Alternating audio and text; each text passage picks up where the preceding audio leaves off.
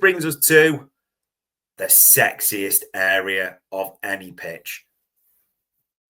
I don't care what team we support. There's nothing sexier than when you get good wingers and a top-class attacker in your lineup. Usually, and this is even from history for us Reds, if we've had one, we've been excited by them. We've had the years, haven't we, where maybe one we've pinned our hopes on, like a Fernando Torres. We've then had little periods where it's been, remember the proper SAS, as I would call them, the Sturridge, Sterling, Suarez, and how good that was in that 13-14 season.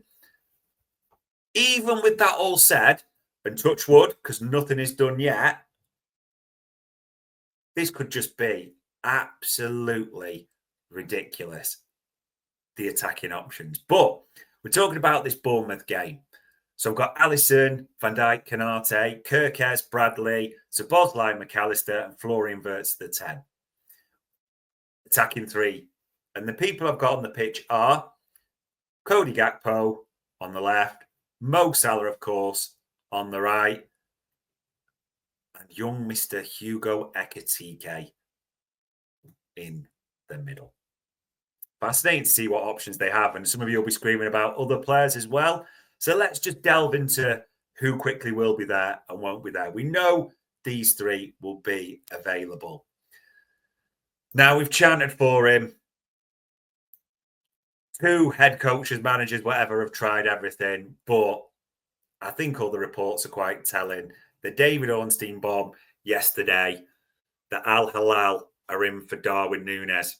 There's even been reports today that AC Milan are trying as well. Now, based on the info we've got at Anfield Index as we sit here right now, the AC Milan's offer is apparently so far behind Al Hilal's and Saudi's. Now, I'll be clarified that it's not even half. It's not even in the ballpark.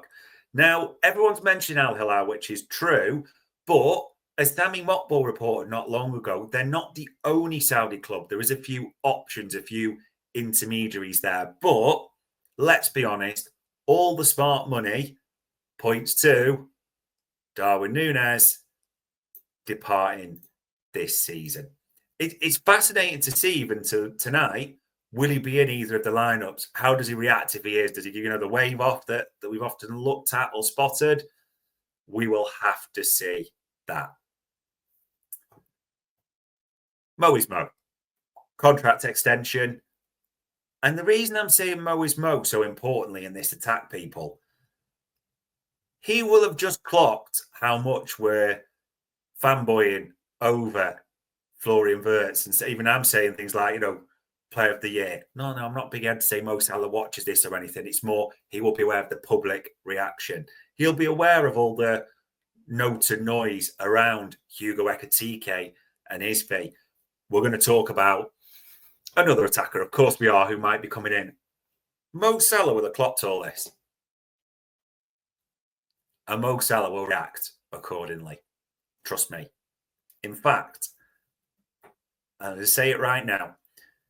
Whilst I think Florian Wirtz will be the only contender to Mo Salah for Player of the Year this season, call that big-headed all you want, Salah ends up top goal scorer. Salah, again, will end up with the most assists. Never come at the king. Everyone else has missed so far will still be the star of the show. Honest prediction. The left side. Well, Chiesa, we probably suspect, is set to go as well. The only thing that's interesting is when and where does Chiesa go? We all suspect it's going to be Serie A. And it was all lined up, wasn't it, with Lookman to Inter, Chiesa to Atalanta. But Lookman's handed in an official transfer request, hasn't he? Yeah, after they rejected that offer, that's got a bit messy. Also, Atalanta have bid for a few other players like Jean-Philippe Mateta at Crystal Palace, thinking, are they still wanting that? It's all a little bit confusing as to where Chiesa ends up. But I generally, again, would be astonished if Federico Chiesa is at the club close of this window, because it's almost bad we haven't got a picture for him. But Cody Gakpo's, I say competitor's wrong, but other option on the left-hand side, young Rio and Goma. And it is honestly fascinating how well do we think he'll do tonight in this double header. How many, more importantly, minutes do we think young Rio and Goma will play this season? I actually think this campaign, Rio and Goma will go over 1,000 minutes. That's my honest prediction early doors for this. And again, things can happen, injury before we even start, touch wood, but we've seen it pre-season how special this kid is. However, this is important to know. There's almost nothing spectacular and flashy about Cody Gakpo, but has anyone actually noticed? He's got a few goals pre-season already, hasn't it? Like Preston, Milan, still gets his head to things, finds himself in the box, Cody Gakpo gets his fair share of goals. And with Luis Diaz departing, I think he's the senior left side player. Now, it is important to clock here, which I'm going to say. Arne Slot was asked about this. Luis Diaz departing, said, well, we miss him. That, yes, of course, we got Cody Gakpo. Yes, we've also got young Rio and Goma who can pick up minutes. But he did mention we've also got Florian Wirtz who can play on the left. So again, how will this divvy up? I do think there'll be games this season where you see Florian Wirtz on the left or coming in from the left, like that formation he played for Leverkusen, and mainly, though, through the middle. That's just my honest prediction on it. But that's your starting, I think, wide players. The wide position in the three, however you want to describe it there. On occasions as well, it is important to mention this. We know Mo will have AFCON. Some big games in that AFCON period. Has anyone clocked it? Arsenal, they'll miss as well away. And I do wonder, especially something like Arsenal away, when Mo is at AFCON, even just to give a more solid defensive option, provided fitness, etc., does Frimpong come in there? Could well see that, couldn't you?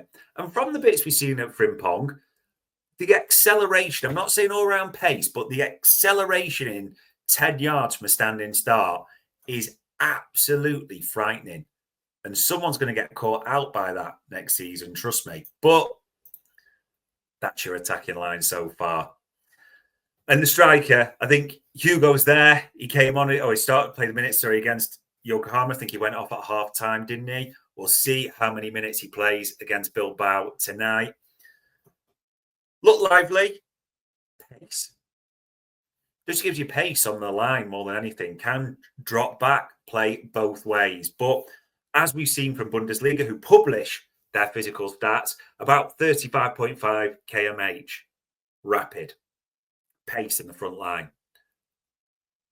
I'm struggling to see anyone else starting again, subject to injuries and things like that. Now, all of you will be saying this.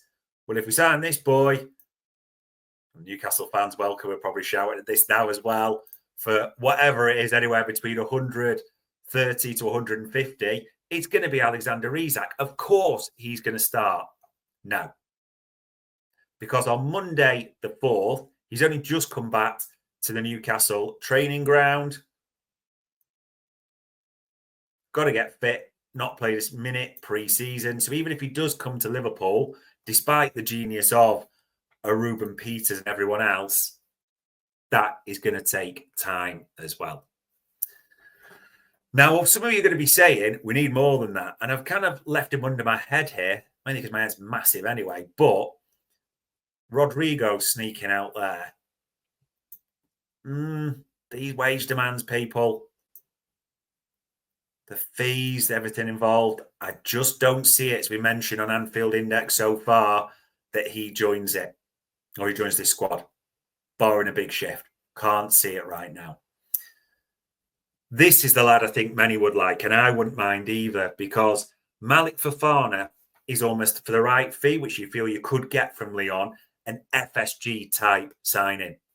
Could have a real impact. Limited minutes at the right time, can play left and right. ticks all the boxes you're looking for.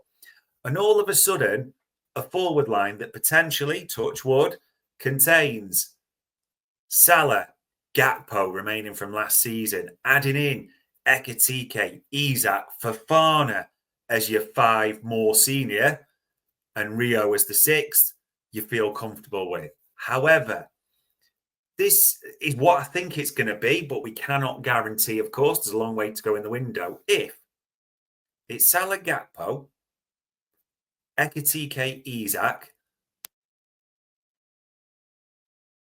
and then you're looking at Rio getting minutes, Wirtz picking up some minutes in the forward line, Frimpong possibly occasionally, even Zob. Are we all comfortable with that? I don't think I am personally. I think you're one injury away from all of a sudden looking very thin. And I know historically Arne Slot has said he wants to, likes to work with a smaller squad and playing more minutes, all that. I totally understand. But if Malik Fofana, who can cover left and right, doesn't come into this squad, and it is just Isak,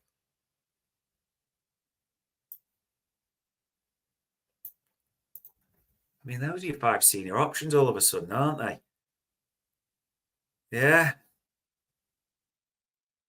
I don't know if everyone's happy with that. I don't know. We will have to see. We really will have to see.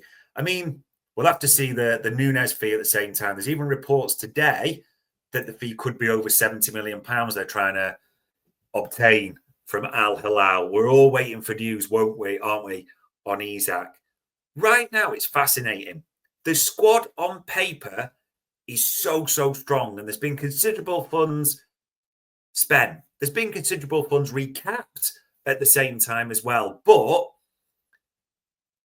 if this is the big question it comes down to for me, if it's Isak and Gay into this squad, how happy are you with that?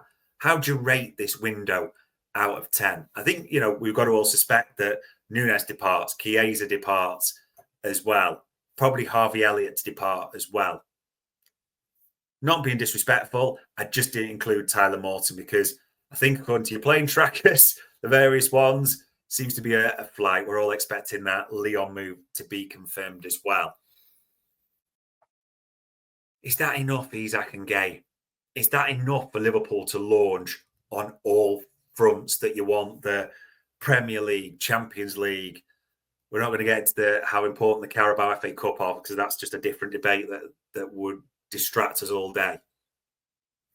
Interesting, isn't it? Other questions like, we're talking the forward line. Where will Ekitike play? Because Arne Slot said, yes, he can play there. But there's been other suggestions he could be left at times, even behind a striker in options. The multifunctional forwards that have been mentioned. Honestly, this squad right now this season for Liverpool is absolutely fascinating. But subject to injuries, transfers, other things happening, which we don't know about right this minute, I do get the impression it could be Gay or a centre-half and Isak and chop shop, bar sales. Don't know if I'd fully like that. Good one to think about though, isn't it? Good one to talk about. There is still around a month of the window left. There's still things to happen. But as I said at the start of the show, if I'm lining up my 11 for Bournemouth on Friday night right now, Alisson, Van Dijk, Ibu, Kirkes left, Bradley right, Zob and Maka in the middle, Florian Wirtz the 10, Gakpo left, Mo Salah right, of course, and Hugo Ekitike leading the line. That is subject to injuries, as we said, and other bits, what I think will be starting. There we go. Plenty to consider, plenty to be excited about ahead of this games, should say plural, coming up against Atletico Bilbao. Touch wood, all of these players are still available after that and with the Charity Shield. And by the way, in fact, we're going down to London and we're playing Crystal Palace. Maybe it's worth just having a word about their captain in that centre-half position, the one that's concerning us all. But we'll see, won't we? But there we go. Monday, the 4th of August, that was a positional play for Anfield Index.